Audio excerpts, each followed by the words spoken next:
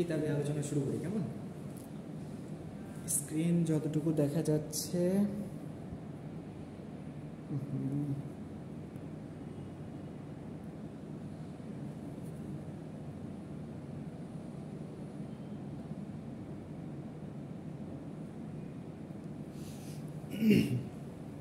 আচ্ছা, আমাদের সাবজেক্ট হচ্ছে ব্যাংক ফান্ড ম্যানেজমেন্ট এবং এখন ব্যাংক ফান্ড ম্যানেজমেন্টের সবচেয়ে বড় বিষয়টা হচ্ছে ফান্ডকে প্রপার ইউটিলাইজেশনের ভিতরে নিয়ে আসা। ইউটিলাইজেশন মানে তো বোঝেন যে আসলে আমরা কিভাবে ফান্ডটাকে প্রপারলি ইউটিলাইজ করতে পারবো। এখন ফান্ড ইউটিলাইজ করার সর্বপ্রথম বৈশিষ্ট্য হচ্ছে যে আসলে আপনাকে ফান্ডটা কালেক্ট করতে হবে।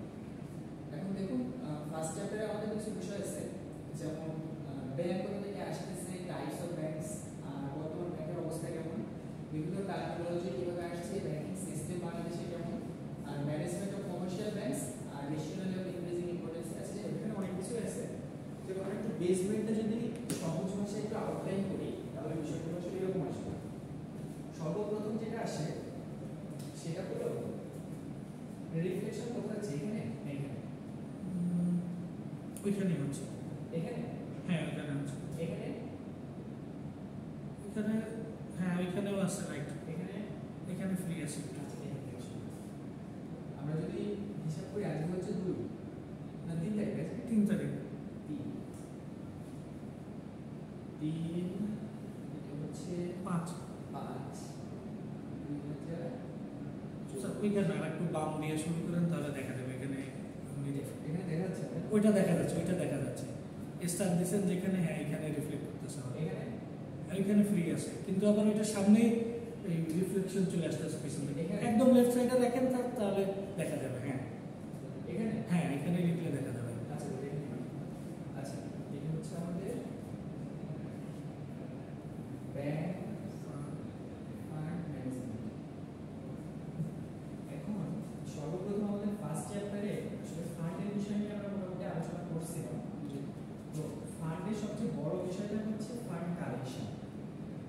আপনারা দেখবেন যে মোটামুটি ব্যাংক ফান্ড ম্যানেজমেন্টে সর্বপ্রথম আসলে ফান্ডটা ক্রিয়েট করাটাই হচ্ছে সবচেয়ে বড়, মানে কি বলবো, চ্যালেঞ্জের কাজ। আপনারা দেখবেন ফান্ড কিভাবে ইউজ করবেন, এটা প্রপার ইউটিলাইজেশন বা এফিশিয়েন্ট ইউটিলাইজেশনের বিভিন্ন পদ্ধতি আছে।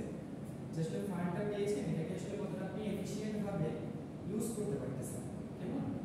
যেমন দেখবেন যে কোনো ব্যাংক হয়তো সে হয়তো 50 কোটি টাকা নিয়ে এটা কি করতেছে, যত টাকা CRI 50 কোটি টাকা তার কাছে ফান্ড আছে, এই 50 কোটি টাকা ফান্ড নিয়ে সে আসলে যতটা এফিশিয়েন্ট ভাবে যতটা কি করতেছে, রেভিনিউ জেনারেট করতেছে, এই 50 কোটি টাকা নিয়ে সেই একই জায়গায় অন্য ব্যাংক তাদের এফিসিয়েন্সি কম থাকার কারণে কিন্তু ততটা ভালো সে কি করতে পারতেছে না, জেনারেট করতে পারতেছে না রেভিনিউ। তারপরে দেখবে যে ফান্ডটা কালেকশন করা আসলে যতটা এফিসিয়েন্সির বিষয়, এই ফান্ডটাকে এফিশিয়েন্ট ভাবে ব্যবহার করাটাই তার চেয়ে আরো বেশি কঠিন বিষয়।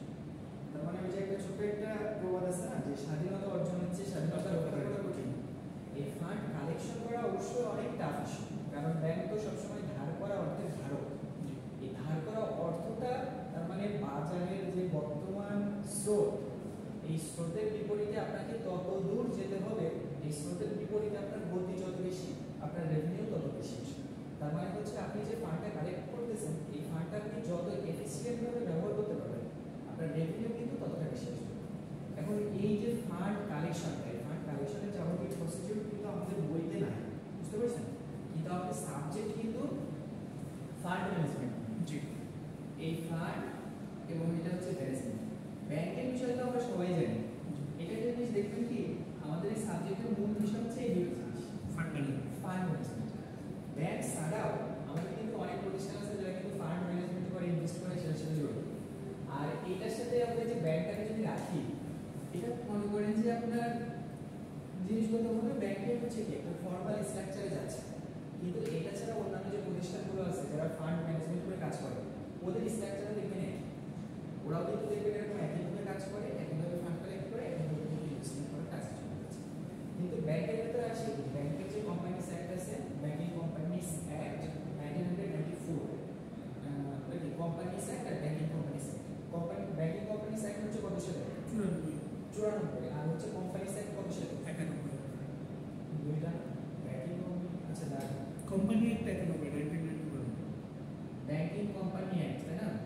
সম্ভবত 1991 সালে, আর কোম্পানিজ অ্যাক্ট 1994 সালে। এই দুইটা ব্যাংকিং কোম্পানি অ্যাক্ট 1991 সালে আর কোম্পানিজ অ্যাক্ট 1994 সালে। তো এইখানে যে মনে করেন যে রুলসটা আছে, ঠিক আছে, এই রুলস অনুসারে হচ্ছে আপনার কি করতে হয়, এখানে কিছু কাজ করতে হয়। এছাড়া মনে করেন আপনার অ্যাক্ট 91 বা 94 আপনার মেইন বিষয়টা হচ্ছে ওরা একটা কি করছে, ফরম্যাট দিয়েছে। এবং দেখবেন যে আমাদের কিন্তু আমরা বাংলাদেশে সাধারণত কি বলি, বেশিরভাগ সব কোম্পানি বলি না, ব্যাংক কোম্পানি বা ব্যাংক কর্পোরেশন। সাধারণত দেখবেন যে আমাদের কি থাকে, এটা হচ্ছে ইউকে, এটা হচ্ছে ইউএস, এটা আমেরিকা পরবর্তীতে টার্মটা ব্যবহার করে। আর আগে সর্বপ্রথম আমরা কোনটা ব্যবহার করতাম, কোম্পানি ব্যবহার করতাম। আমরা এই যে নাম শুনছি না, ইস্ট ইন্ডিয়া কোম্পানি, কারণ কি ওই ওরা কিন্তু গরিব ছিল, আমাদের দেশে কি করতেছে, ব্যবসা করতে আসছে। এবং দেখবেন ইংরেজরা তখন ব্যবসা করে এতটা পারদর্শী ছিল, আমাদের এখানে কিন্তু পর্তুগিজরা, ফ্রান্সের লোকজন, স্পেনের সবাই আসছে, এরা কিন্তু ব্যবসা করতে আসছে। কিন্তু ওরা স্ট্র্যাটেজি ফলো করছে। ওরা করছে কি, আমরা যদি এখানে এমন স্ট্র্যাটেজি নিয়ে ব্যবসা করতে পারি, আমাদের যদি কোনো রাইভাল পার্টি না থাকে, তাহলে আমরা এখানে রাজত্ব করতে পারি। এবং পরবর্তীতে কিন্তু এখানে অনেকে যারা ব্যবসা করতে আসছে, এরা ইংরেজদের জন্য ব্যবসা করতে পারে না। এবং পরবর্তীতে তারা তাদের ব্যবসা যাবতীয় জিনিস ইংরেজদের কাছে সস্তায় বিক্রি করে চলেছে।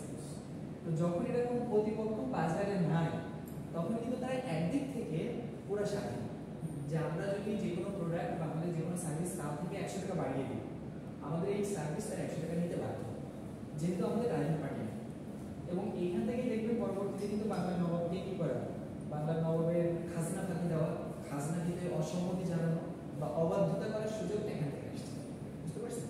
এই জন্য যদি মনে করেন যে বাজারে যখন কি হয়, রাইভাল পার্টি যত বেশি শক্ত থাকে, দেখবেন তার কিন্তু নিয়ম মানার প্রবণতা তত বেশি বেশি। কারণ রাইভাল পার্টি যদি ওর পাশে আরো সুন্দর করে নিয়ম মানার প্রবণতা জনগণের সামনে তুলে ধরতে পারে, তো জনগণ কিন্তু খুব সহজে জানতে পারে। কিন্তু রাইভাল পার্টি যদি না থাকে, তখন কিন্তু অবাধ্যতা প্রকাশ করার সম্ভাবনা আছে। তো যাই হোক, এখন এই যে আমরা কোম্পানি সেক্টর বা যেটা থেকে আসি, আমাদের রেভিনিউ কালেকশনের বিষয়টা দেখবেন যে অনেক প্রকার বিষয় আছে। ফান্ড কালেকশন করা, এই ফান্ডের বিষয়টা মানে মেইনলি আমাদের হচ্ছে ফান্ড ম্যানেজমেন্ট। ফান্ড ম্যানেজমেন্ট নিয়ে যদি আমরা কাজ করি, আমাদের কোর্সে মনে করেন যে আপনার 50% আসবে হচ্ছে ফান্ডটা কিভাবে কালেকশন করে, এবং আর বাকি 50% হবে এই ফান্ডটা আসলে আপনি কিভাবে ইনভেস্ট করতেছেন, কেমন, টু জেনারেট রেভিনিউ।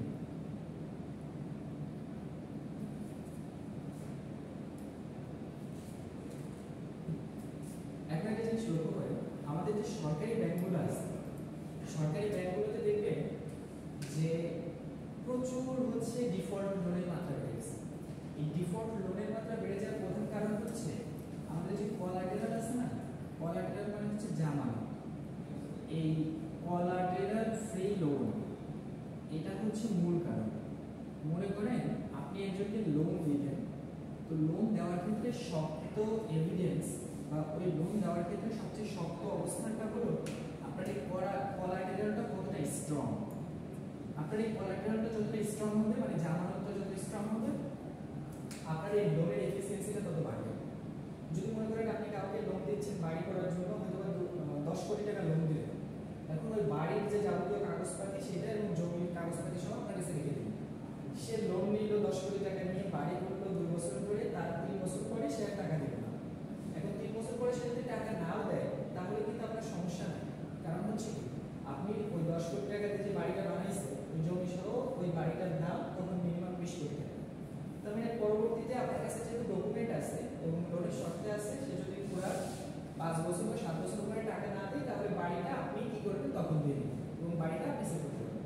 তাহলে হচ্ছে কি, কোলাটেরাল যদি স্ট্রং হচ্ছে, তার মানে সে যদি পুরো মনে করেন 7 বছরে 1 টাকাও ব্যাংকে না দেয়, 7 বছর পরে সে এই 10 লাখ টাকা লোন দিছিল, ওই বাড়িটা তো 10 কোটি টাকা লোন দিছিল, বাড়িটা 20 কোটি টাকা বিক্রি করতে পারতেছে।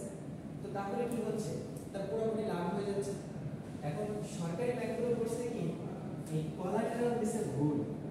মনে করেন একটা জমির দাম, মনে করেন 1 একর জমি দিছে, এখন 1 একর জমির দাম হয়তো একটা লোকাল এরিয়াতে দিছে, 1 একর জমির দাম ওখানে কত হতে পারে, হয়তো সব মিলে হতে পারে মনে করেন 1 কোটি টাকা।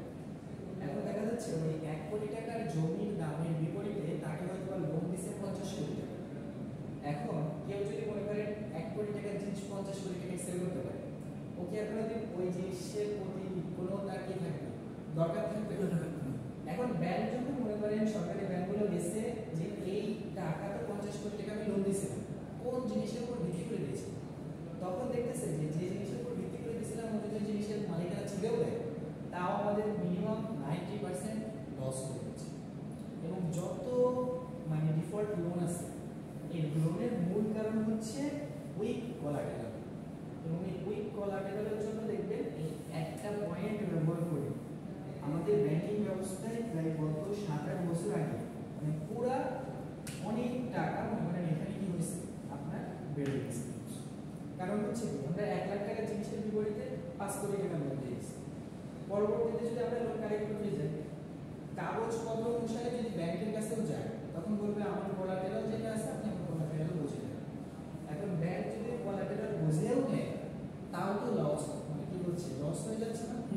এখন আপনি আইনগতভাবে কিন্তু আমরা ধরতে পারতেছেন না, কারণ কোলাটেরালের লিখিত চুক্তি আছে আমি যদি লোন না পরিশোধ করি তাহলে আপনি আমার কোলাটেরালটা গ্রহণ করবেন বা কি করবেন মনে করেন আপনি কি করবেন দখল নিয়ে। এখন ব্যাংক যদি 1 লাখ টাকার জমি দখল দেয় তাও তো ব্যাংকে কি হচ্ছে লস হয়ে যাচ্ছে না। দেখবেন নতুন করে গত 2 সপ্তাহ আগে ইত্তেফাকে নিউজ হয়েছে যে ব্যাংকগুলোকে মার্জ করা হচ্ছে। মার্জ করা হচ্ছে কি কারণে? মার্জ করা হচ্ছে যাতে এই যে উইক ব্যাংকগুলো আছে এই উইক ব্যাংকগুলোকে স্ট্রং ব্যাংকের সাথে নেওয়া হচ্ছে। নেওয়া হওয়ার কারণে হবে কি ওই উইক ব্যাংকগুলো স্ট্রং ব্যাংকগুলো কাছাকাছি আসার কারণে তাদের একটা ব্যালেন্স আসে। এখন দেখেন এটার মূল কারণ উইক হয়ে যাওয়ার মূল কারণ হচ্ছে ডিফল্ট লোন, কিন্তু যারা ডিফল্ট লোনের সাথে জড়িত ছিল তাদেরকে কিন্তু খুব সুন্দর করে পাশ কাটায় যাওয়া হচ্ছে। মানে মূল সমাধান যেখানে সমাধানটা রেখে পাশে পাশে চেষ্টা করা হচ্ছে, কিন্তু যদি এইখানটা স্ট্রং করে যে লোন কোলাটেরালের বিষয় এবং যাবতীয় নিয়ম জিরো টলারেন্সে দেখা হবে তাহলে কিন্তু আর কিছু হইতো না। কিন্তু দেখবেন পলিসি মেকিং এর সময় আমরা কিন্তু সবসময় সেটা জিরো টলারেন্স, কিন্তু যখন হয় তখন কিন্তু দেখবেন খবরের কাগজে সবসময় লেখা থাকে যদিও দুর্নীতির বেলায় জিরো টলারেন্স কিন্তু বাস্তবে তার আলামতি নাই। এখন এই ব্যাংকের ক্ষেত্রেও অবস্থাটা একই রকম। মনে করেন সরকারি ব্যাংক এদের রেগুলার বিজনেস অ্যাক্টিভিটিসে কিন্তু আপনি কিনে কোনো ছাড় নাই, কারণ জনসংখ্যা জনবল বলেন আর অন্যান্য কাজ বলেন সবকিছু সমান, কিন্তু পুরা বিষয়টা ধরা খাচ্ছে হচ্ছে ভেতরকার এই পলিসি অফিস। এই একটা বিষয় যদি না থাকে, একটা বিষয় যদি ফেয়ার হতো তাহলে কিন্তু দেখবেন আপনার যেগুলো হচ্ছে গভর্নমেন্ট ব্যাংক মানে রাষ্ট্রীয় মালিকানাধীন ব্যাংক এগুলোর সাথে কিন্তু দেখবেন মানে প্রাইভেট ব্যাংকগুলো পাল্লা দিতে গেলে অনেক কি করতে হতো, স্ট্রাগল করতে হতো। কিন্তু এই কারণে দেখবেন যে বর্তমানে আমাদের সাধারণ মানুষের আস্থা সরকারি ব্যাংকের উপরে কিন্তু অনেক কমে গেছে। যেমন বিভিন্ন সময় দেখবেন যে বিভিন্ন নিউজ হয়ে যাওয়ার পরে মানে ব্যাংকের ওইখানে টাকা ওখানে লাইন ধরে বা ফিক্সড ডিপোজিট অনেকে রাখলেও সেটা কি করতেছে যে বিভিন্ন প্রকার গুজব শুনে ফিক্সড ডিপোজিটটা ভেঙে টাকা এনে রাখতেছে। বা দেখবেন অন্যান্য যেসব প্রাইভেট ব্যাংকগুলো আছে যারা মোটামুটি তাদের উপর আস্থা আছে এইসব ব্যাংকগুলোতে দেখবেন তারা কি করতেছে ওই টাকাটা এনে ওসব জায়গায় ইনভেস্ট করে রাখতেছে বা ফিক্সড ডিপোজিটে নিচ্ছে, কিন্তু সরকারি ব্যাংকগুলোতে রাখতেছে না। কারণ কি তারা শুনতেছে সরকারি ব্যাংকগুলোতে নাকি টাকা ঘাটতি করতেছে। আরেকটা বিষয় দেখবেন যে কিছু সরকারি ব্যাংকে অনেকটা নোটিশ দিয়েছিল যে আপনি যদি 5 লাখ টাকার বেশি উত্তোলন করতে চান তাহলে আপনাকে আগের দিন জানাতে হবে যে আপনি আগামীকাল 5 লাখ টাকা এখান থেকে তুলবেন। তার মানে কি এই বিষয়টা কিন্তু পরোক্ষভাবে ব্যাংকের ডিপোজিট ডেফিসিয়েন্সি প্রকাশ করতেছে যে হঠাৎ করে যদি 5 জন ক্লায়েন্ট 5 লাখ টাকা চেয়ে বসে 25 লাখ তো হয়তো ব্যাংক দিতে পারবে এমন সিচুয়েশন থাকতে পারে। এর জন্য দেখবেন ওখানে নোটিশ দিয়েছে ক্যাশ কাউন্টারে যে আপনাকে মিনিমাম 1 সপ্তাহ 1 দিন আগে জানাতে হবে। তার মানে কি? তার মানে হচ্ছে সে হয়তো বা ইনস্ট্যান্ট দিতে নাও। এখন এইসব জিনিসের কারণে কিন্তু আমাদের মূল যে জায়গাটা এই উইক কোলাটেরালের কারণে দেখবেন কিন্তু পুরো বিষয়টা হচ্ছে মানে হচ্ছে একটা চেইনের তো এক জায়গায় যদি ইফেক্ট পড়ে তাহলে পুরো জায়গায় ইফেক্ট করতেছে। তো যাই হোক আমরা এটা হচ্ছে ফান্ডের বিষয়টা দেখলাম। এখন ফান্ডের কালেকশন সিস্টেমটা আসলে কেমন?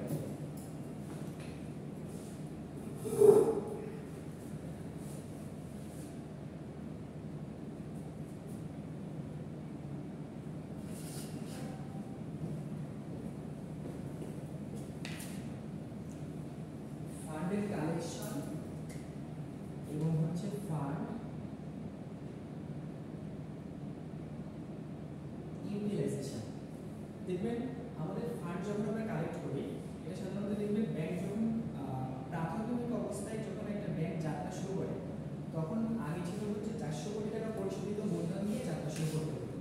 এখন কিন্তু দেখবেন এটা কিন্তু পরিমাণটা বাড়ছে, এবং মনে করেন আপনার কাছে 400 কোটি টাকা থাকুক আর 500 কোটি টাকা থাকুক, এর সাথে আরও অনেক কিছু থাকে, সব কিছু মেনটেন করে আপনাকে কিন্তু একটা ব্যাংক এস্টাবলিশ করতে হবে। এবং এটা যখন এস্টাবলিশ করবেন, ফান্ড কালেকশনটা করবেন, ফান্ড কালেকশনটা করার পরে কিন্তু দেখবেন যে আসলে ফান্ড কালেকশনের বিভিন্ন মানে কি মাত্রা আছে। আপনি আসলে যত এফিশিয়েন্টভাবে ফান্ডটা কালেকশন করতে পারবেন এবং যতটা সেফ সোর্স থেকে ফান্ডটা আনতে পারবেন, আপনার কিন্তু ব্যাংকের স্ট্রেংথ ততটা কি হবে, প্রাথমিক বা বেসমেন্ট ততটা স্ট্রং হবে। দেখবেন ব্যাংক কিন্তু কি করে যে ঋণ আমানত সৃষ্টি করে। তার মানে হচ্ছে আপনি যার কাছ থেকে ঋণটা আনছেন, ওই ঋণটা আবার নতুন আরেকজনকে ইনভেস্ট করতেছে, ও ওই টাকাটা নিচ্ছে এবং ওই টাকাটা দিয়ে কি করতেছে, ইউটিলাইজ করতেছে, এবং পরবর্তীতে ব্যাংক কি করে এখান থেকে কি করবে, ইনকাম করবে, রেভিনিউ জেনারেট করবে। তো এই ফান্ড কালেকশনটা আসলে আপনি যদি খুব মানে সেফ একটা সোর্স থেকে করেন, যারা আসলে ফান্ডটা যদি আপনাকে দেয়, হয়তো বা মিনিমাম 5 বছর যদি ওইটাকে ইউটিলাইজ করতে পারেন, তাহলে ধরা যায় এখান থেকে ব্যাংক একটা সুবিধাজনক রেভিনিউ জেনারেট করতে পারে। কিন্তু আপনার এই ফান্ডটা যদি আসলে কি হয় যে আপনার স্ট্যাবিলিটি কম থাকে, যে কেউ হয়তো দিল হয়তো 2 বছর বা 1 বছর বা 6 মাস পরে তুলে নিবে, তখন হয় কি এটা দিয়ে জেনারেট করা বা ব্যাংকের এটার জন্য আরো বেশি কি হয়, আপনার ডেইলি অ্যাক্টিভিটিস বা এটার হোল্ডিং কস্ট বেড়ে যায়। দেখা যাচ্ছে যে ফান্ডটা সে মাত্র 1 মাস বা 6 মাস আগে নিয়ে আসছে, ওইটা যাবতীয় প্রসিজার শেষ করে ফেলার পরে দেখা যাচ্ছে টাকাটা তুলে নিতে হচ্ছে। তখন কিন্তু এই যে ডিপোজিট মানে এই ফান্ডটা আনলো, ইনভেস্ট করলো, এটার জন্য কিন্তু অনেক ক্লারিক্যাল এফিসিয়েন্সি দরকার, এবং এই ক্লারিক্যাল হার্ডশিপের বা ডিফিকাল্টির জন্য ফান্ড তখন ব্যাংক তখন কি করে, এটা নির্দিষ্ট পরিমাণ টাকা কিন্তু এখান থেকে কেটে রাখে। কেউ যদি 10 লাখ টাকা ইনভেস্ট করছিল 5 বছরের জন্য, 6 মাস পরে সে হয়তো চাচ্ছে যে না আমি নতুন ইমার্জেন্সি টাকা দেবো, আমি রাখতে দেবো। তো তখন হয়তো বা তার যাবতীয় এই সময়ের যাবতীয় খরচ বাবদ হয়তো বা সে 50,000 টাকা কেটে রাখে, কেটে রেখে হয়তো বা 9,50,000 টাকা ফেরত দেবে। তো এরকম দেখবেন যে নির্দিষ্ট সময়ের ভিতর যদি আপনার ডিউরেশন বা টেনিউর ফুলফিল না হয়, তাহলে এটা কেটে রাখে। এখন এই ফান্ড কালেকশনের যে প্রসিডিউরগুলো আছে, এই প্রসিডিউরগুলো আমরা নেক্সট ক্লাসে স্টেপ বাই স্টেপ দেখব, এবং এই ফান্ড কালেকশনের প্রসিডিউরে মোটামুটি আমাদের মিডটার্ম পর্যন্ত চলে যাবে।